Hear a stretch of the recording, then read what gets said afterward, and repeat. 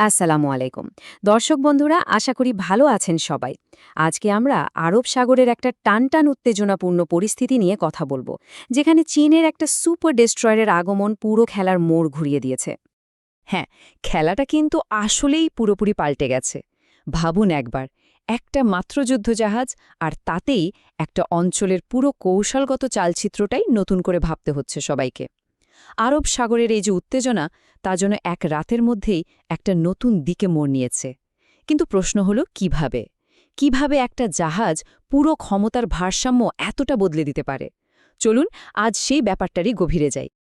তো ঘটনাটা শুরু হয়েছিল এইভাবে। মার্কিন যুক্তরাষ্ট্র তার Abraham Lincoln aircraft carrier group সহ একটা বিশাল নৌবহরকে ইরানের একেবারে উপকূলের কাছে নিয়ে আসে।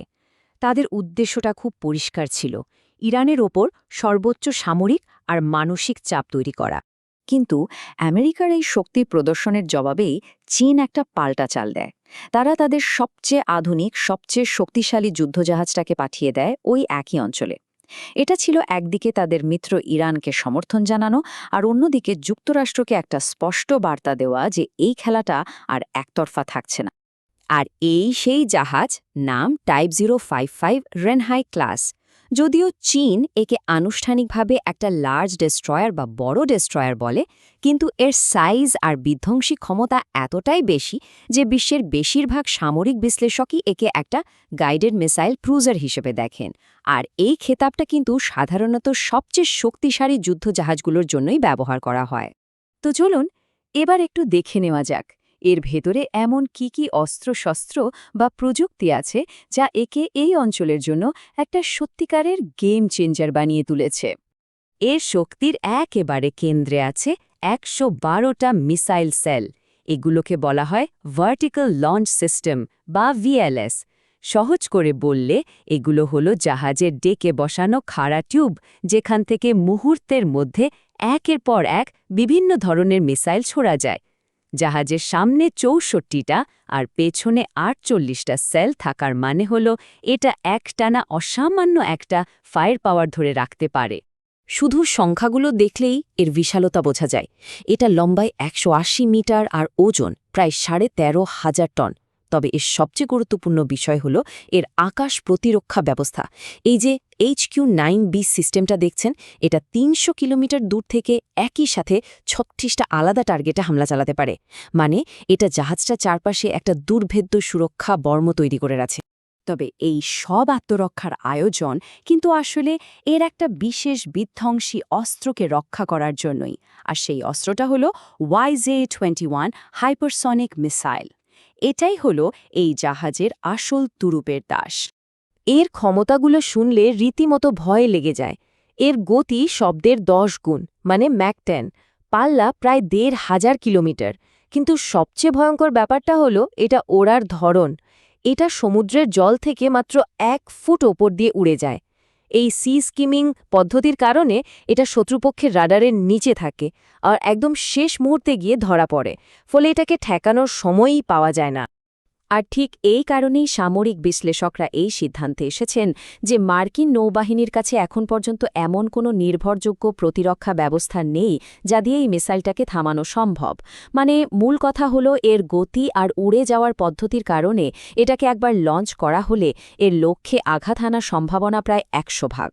কিন্তু মজার ব্যাপার হলো এই জাহাজের আসল শক্তি হয়তো সরাসরি মিসাইল ছোড়ার মধ্যে নেই। এর আসল ক্ষমতা হলো একটাও গুলি না চালিয়েই যুদ্ধ জেতার পরিস্থিতি তৈরি করা। এটা যেন একটা নীরব কিন্তু মারাত্মক কৌশলগত অস্ত্র। এই স্লাইডটা দেখলেই চীনের পদক্ষেপের কৌশলগত গভীরতাটা বোঝা যায়। দেখুন প্রক্রিয়াটা কিভাবে কাজ করে। প্রথমে টাইপ 055 তার সুপার অ্যাডভান্সড রাডার দিয়ে আরব সাগরে থাকা পুরো মার্কিন নৌবহরের প্রত্যেকটা জাহাজের অবস্থান ট্র্যাক করে।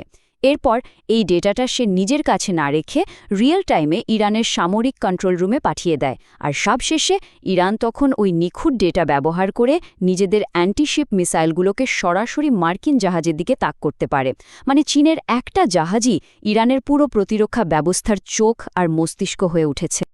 তো একদিকে যখন এই সামরিক দাবার চাল চলছে, অন্যদিকে তখন চলছে কথার লড়াই। চলুন এবার দেখি এই পুরো পরিস্থিতি নিয়ে যুক্তরাষ্ট্র আর চীন সরকারিভাবে কি বলছে আর পর্দার আড়ালে আসল কৌশলটা কি। দুই পক্ষের আনুষ্ঠানিক বক্তব্য কিন্তু একদম ভিন্ন। যুক্তরাষ্ট্র বলছে তারা নাকি শান্তি প্রতিষ্ঠা করতে আর ইরানকে চাপ দিতে নৌবহর পাঠিয়েছে, আর চীন বলছে এটা তাদের একটা সাধারণ রুটিন টহল।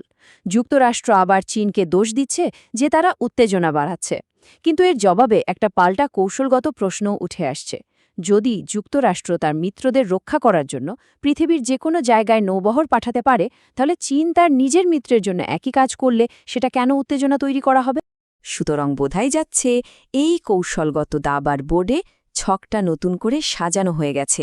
একটা মাত্র জাহাজের উপস্থিতি সব হিসাব নিকাশকে ওলটপালট করে দিয়েছে।